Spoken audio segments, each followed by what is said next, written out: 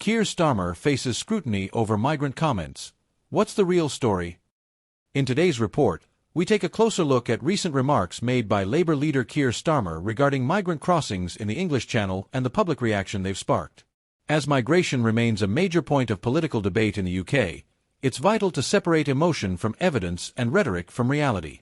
Keir Starmer, the leader of the opposition, recently made comments about the demographics of those crossing the English Channel in small boats. He suggested that many of the migrants arriving in the UK are women and children. While such statements may reflect humanitarian concerns, they have also raised questions and criticism, particularly from those who argue that the reality is more complex. When it comes to the facts, public discourse must rely on reliable data. According to official figures from the UK Home Office and third-party monitoring groups like the Refugee Council, the majority of individuals making the dangerous journey across the Channel are, in fact, adult males. A Home Office report from late 2024 indicates that approximately 74% of small boat arrivals that year were adult men, while women and children made up the remaining percentage. However, the data also highlights a growing number of vulnerable individuals, including unaccompanied minors seeking asylum. This paints a nuanced picture. While it's not accurate to say the majority are women and babies, it's equally important to recognize that vulnerable groups are indeed present in these crossings, and they face unique risks and humanitarian needs. Understanding who is crossing and why requires more than numbers. Many migrants come from war-torn regions or politically unstable countries. According to the United Nations High Commissioner for Refugees, UNHCR, reasons for fleeing include persecution, violence, and lack of basic human rights. Migrants from countries like Syria, Afghanistan, and Eritrea are often escaping life-threatening circumstances. This context matters when debating immigration policies not only in terms of enforcement but also compassion.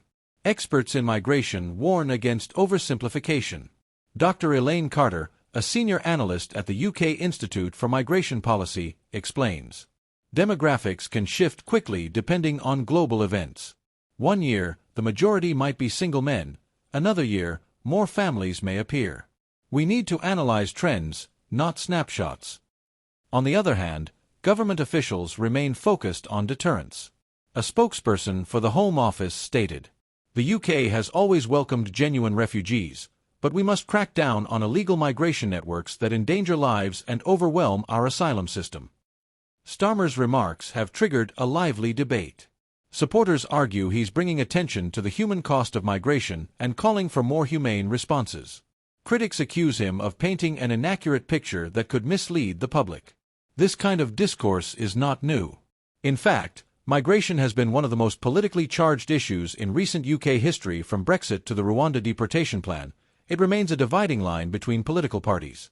Fact-checkers have stepped in to clarify the situation. While vulnerable groups are indeed part of the crossings, statements that emphasize only one demographic risk misrepresenting the broader issue.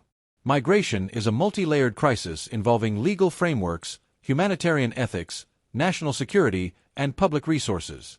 What's clear is that the migration issue cannot be solved through slogans or headlines. It demands honest dialogue, evidence-based policies, and a shared sense of responsibility.